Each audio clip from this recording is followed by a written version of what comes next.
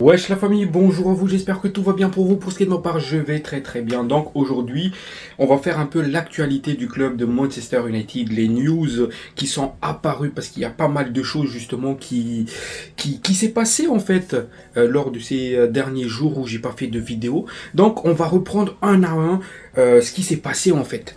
Donc tout d'abord, ça a bougé côté Manchester United au poste de gardien de but. Et oui les gars, il y a Bayindir qui est parti, qui a quitté le club. Et il est parti justement au Celta Vigo en Espagne. On parle là d'un prêt payant, enfin d'un prêt avec option d'achat d'une valeur de 3,5 millions de livres sterling. Donc voilà, c'était un indésirable de Manchester United, tout comme Onana. On a trouvé une porte de sortie, encore une fois, pour ce joueur-là. Mais en fait, ce qui me dérange un peu là-dedans, c'est l'option d'achat. Est-ce que c'est une obligation ou bien si le Celta Vigo veut activer justement cette option, ils peuvent le faire. Donc, c'est ça qui me dérange un peu. La somme 3,5 millions de livres sterling, ce qui fait à peu près 4 millions d'euros. 4, ouais. C'est assez faible, mais encore une fois, c'est un joueur qu'on a recruté à l'époque pas très cher, pas très cher, un joueur qui n'a pas réussi à s'imposer à Manchester United, un indésirable. Donc je trouve logique le prix justement de cette option d'achat, mais ce qui me dérange un peu, c'est cette option d'achat. Moi, j'aurais aimé que dans cette option d'achat, on ajoute des clauses comme quoi s'il joue un certain nombre de matchs, l'option d'achat devient obligatoire. Ce genre de clause. Mais le point positif en fait dans cela aussi, c'est que le Celta Vigo prend en charge justement 100% du salaire du joueur. Oui, il n'y avait pas, il y avait pas de montant de prix en fait. Mais par contre, le Celta Vigo va prendre en charge 100% du salaire de Bayindir, ce qui fait que ça reste un deal intéressant en soi. On sait aussi que Manchester United, c'est un club qui ne sait pas vendre justement. On est obligé de passer par ce genre de magouille, les prêts avec option d'achat pour pouvoir se débarrasser d'un joueur. Des fois, on n'arrive pas au bout de nos idées comme sur les cas Marcus Rashford, comme sur les cas Sancho, mais on espère que, ou même sur le cas de Onana, mais on espère que cette fois-ci, à la fin de la saison justement de 2026-2027, le Celta Vigo va éclater justement cette option d'achat et signer définitivement Bayindir. Mais voilà, il y a beaucoup de si en fait dans ce dossier-là. Donc, l'autre gardien de but qui est parti justement, c'est Vitek. Ça par contre, on le savait depuis longtemps que Vitek voulait partir. Parce que le gars, il veut être titulaire. Soit on le garantit justement du temps de jeu à Manchester United, ce qui n'est pas le cas. Hein, parce que c'est Sen Demons, le titulaire dans nos cages. Et on a recruté justement Karl Darlow pour être la doublure. Parce que Vitek, lui, il veut pas être la doublure de Sen Lemans. Il veut être le titulaire. Ça, c'est quelque chose qu'on le savait déjà depuis une belle lurette. Donc, Manchester United a cherché une porte de sortie pour ce joueur-là. Donc, c'est pas les prétendants qui ont manqué. Il y a des prétendants parce que c'est un gardien de but jeune, prometteur, produit de Manchester United, produit de Carlton.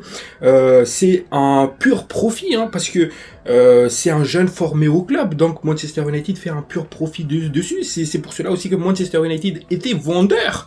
Donc, en soi, le deal, quand c'est apparu, je pense que c'était hier que c'est apparu justement ce deal-là, en disant que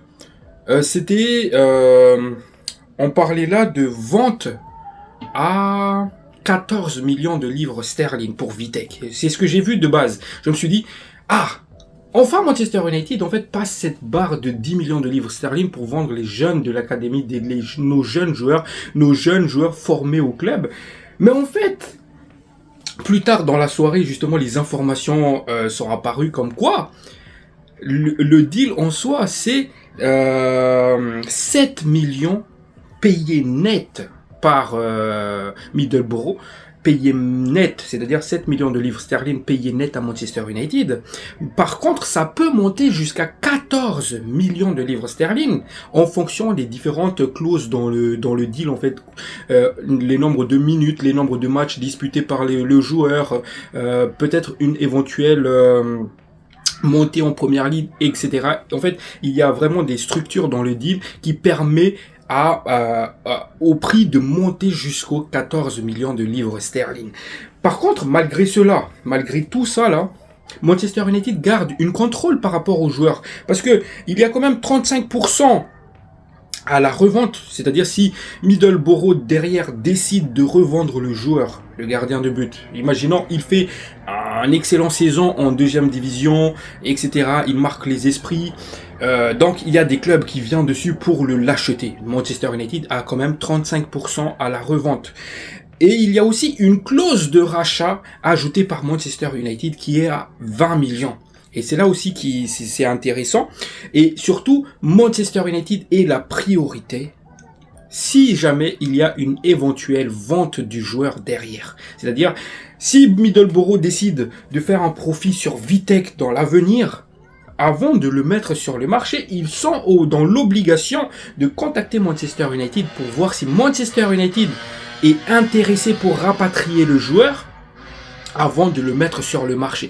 En soi, en fait, Manchester United a décidé de faire rentrer de l'argent pur profit au club, ce qui est très très intéressant justement pour le finance. Oui, Manchester United a de l'argent, etc. Mais c'est toujours intéressant par rapport au fair play, etc. Faire une entrée d'argent net à pur profit comme ça, comme Vitek. Et justement, derrière, il garde le contrôle du joueur via les clauses de rachat, via les pourcentages à la revente, via la prioritaire de recrutement du joueur, etc. Donc, en soi, par rapport au prix de base, parce que quand même, si vous vous dites bien, Vitek a été quand même vendu pour 7 millions de livres sterling. Par rapport à cela, c'est catastrophique parce que moi je m'attendais vraiment que Vitek de base ça part pour aller 14 millions. C'est pour cela que quand j'ai vu les 14 millions de livres sterling de base, je me suis dit ok, là on a su le vendre, mais les gars, les 14 millions, c'est pas ça la somme, c'est 7 millions qui est payé cash net maintenant, et en fonction de ce qui se passe, c'est-à-dire les matchs joués, etc., ça peut monter jusqu'à 14 millions. Donc ça fait beaucoup de si en fait. Mais en soi, Manchester United garde quand même le contrôle du joueur, et ça, je trouve ça très très intéressant. Donc, on apprend aussi que après l'été 2023, Manchester United justement a changé la manière dont les contrats pour les nouvelles recrues et les renouvellements sont structurés. C'est-à-dire, avant, à chaque fois que le club se qualifie pour la Ligue des Champions, les salaires des joueurs sont automatiquement augmentés de 25%. C'était toujours comme cela. Par exemple, là, Manchester United joue la Ligue des Champions. Donc, automatiquement, les Rashford, les Bruno Fernandes, etc. prennent systématiquement 25% d'augmentation sur leur salaire. Sauf que, depuis justement l'arrivée de Ineos, ce qu'il a changé de base Ineos aussi dans ses structurations de nouveaux contrats, etc. c'est ils ont changé cela en mettant en sorte que pour mériter les augmentations sur le salaire de 25%, il faut que le joueur il prouve tout au long de la saison qu'il le mérite. C'est-à-dire, c'est en fonction des minutes, des titularisations, de ce qu'il fait sur le terrain. Par exemple, un joueur comme Zirkzee, qui est arrivé justement après l'été 2023. Par exemple, Zirkzee, lui, il n'a pas l'augmentation de 25% sur son salaire. Par exemple, Ugarte, il n'a pas l'augmentation de 25% sur son salaire. Leny Yoro, je pense qu'il l'a quand même parce que il a disputé au moins 60% des minutes de Manchester United dans cette qualification, je pense.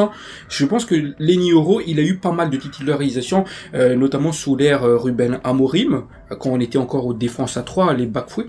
Donc, Leny Yoro, je pense qu'il le prend. Par contre, Eden Even, je pense pas qu'il va le prendre. c'est juste pour vous dire que, en fait, cette stratégie-là permet à Manchester United d'économiser des millions sur le salaire.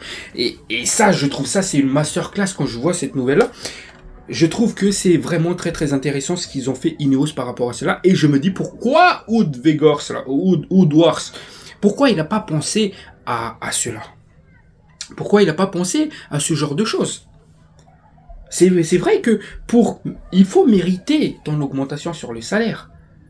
Donc ça, je trouve ça intéressant, c'est une masterclass et je tenais à féliciter justement Ineos pour avoir mis en place ce genre de système que je trouve vraiment très très intéressant. Oui les gars, il faut souligner quand c'est intéressant, quand c'est bien.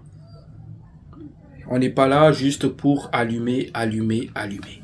Donc, si on revient toujours sur les news les gars, on apprend une chose aussi aujourd'hui. C'est que Spence a été proposé à Manchester United et Liverpool. Bon, c'était lui le latéral titulaire, je pense, pendant la Coupe du Monde avec l'Angleterre. Il a fait une bonne Coupe du Monde, très très intéressant justement.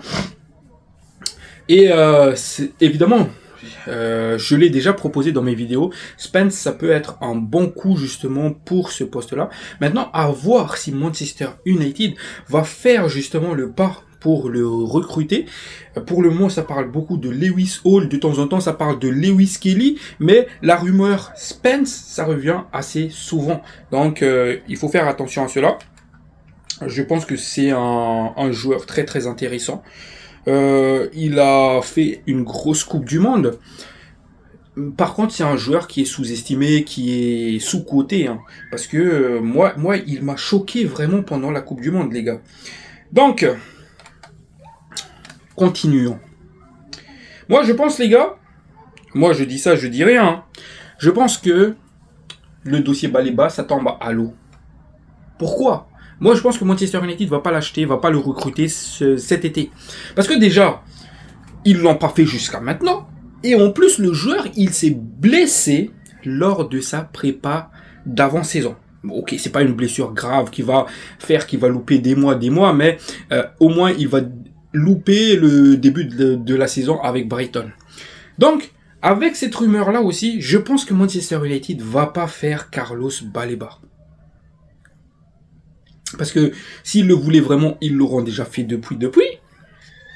Et en plus, avec cette blessure-là, je pense que ça tombe à l'eau, les gars. Maintenant, je sais pas, il y a qui d'autre au milieu de terrain qui pourrait être ciblé par Manchester United. Là, quand même, Leto, ça se resserre parce que Koné, ça s'est refroidi. Et Tchouaméni a prolongé au Real Madrid. Baleba s'est blessé. Et voilà. En fait, les rumeurs de base, ça tournait entre ces joueurs-là. Peut-être Alex Scott, mais Bournemouth n'est pas ouvert à le vendre. Donc, à voir ce qui va se passer. Manchester United reste prudent sur le mercato. Ils étudient, selon des sources aussi, ils étudient vraiment les profils. Et d'ailleurs, selon plusieurs sources aussi, si le deal avec Ederson de l'Atalanta tombe à l'eau, c'est pas vraiment à cause de la blessure. C'est juste que Manchester United s'est rendu compte que c'est pas le profil compatible avec Kobbie Mainoo. Donc, reste à voir, reste à prouver, mais l'étau, ça se resserre un peu pour Manchester United. Donc, les gars, on va répondre vite fait aussi à vos commentaires, parce que ça date qu'on n'a pas fait ça. Hein. Ah, ça date. Donc, les commentaires. Donc, 7-7, il nous dit, franchement, Ineos, non seulement c'est des radins, mais en plus, ils savent pas mettre l'argent là où il faut. Tous ces joueurs-là, ce ne sont que des bras cassés. Mount, c'est un adepte des blessures. Tillmans aussi, c'est pareil. Il est bon, mais il enchaîne pas les matchs. Voilà, les gars, en fait, Mount, on a un peu perdu confiance en lui. Parce que depuis son arrivée, blessure sur blessure sur blessure. Oui, cette préparation d'avant-saison, c'est intéressant. Et s'il ne se blesse pas de la saison, je pense que, comme je l'ai dit dans ma dernière vidéo, ça peut être justement la surprise, la recrue de la saison, entre guillemets. Parce que ce qu'il propose là, la formule là, avec André Santos, c'est ultra compatible. Et ça, je pense que ça va faire beaucoup de bien, mais si il est présent. Et pareil, Tillmans, sur sa dernière saison, il a loupé 23 matchs de Première Ligue.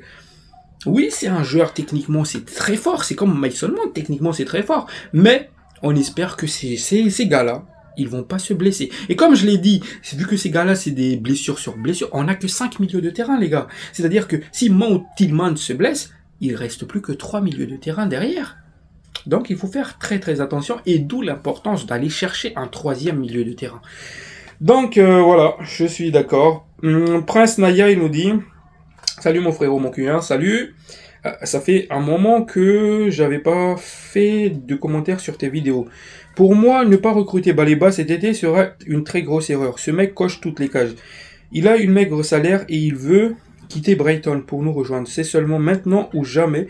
En plus, il a un énorme potentiel, j'imagine même pas la complémentarité avec Kobbie Mainoo. C'est très fort, Carlos Baleba. C'est d'ailleurs meilleur que André Santos. Attention, je vais pas cracher sur André Santos, c'est loin de là. Mais faut que, même s'il fait pas une saison folle, mais moi je crois en lui, il est trop talentueux ce mec. En plus, en latéral gauche, et pour la suite, on verra bien, mais pour ces 4 joueurs, ça serait déjà pas mal. Du coup, oui, ça date qu'on n'a pas discuté dans les commentaires. Carlos Baleba, c'est un joueur très très intéressant. C'est un profil ultra compatible avec Kobbie Mainoo au milieu de terrain. Mais voilà, comme je l'ai dit tout à l'heure, le gars, il s'est blessé. Déjà, jusqu'à maintenant, Manchester United n'a pas fait l'effort justement de le recruter. Mais en plus, avec cette blessure-là, je sais pas si Manchester United va y aller. Peut-être que si Brighton dit, avec cette blessure-là, bon, on va baisser le prix, peut-être que Manchester United va y aller. Alors ça, on sait pas. Parce que Manchester United fait les choses en secret lors de ce mercato. Mais... hâte de voir parce que c'est vrai que Baleba, c'est vraiment un joueur très très intéressant. Voilà les gars, j'ai fait le tour. Hein. Sur ce, prenez soin de vous, la paix sur vous. Ciao, ciao.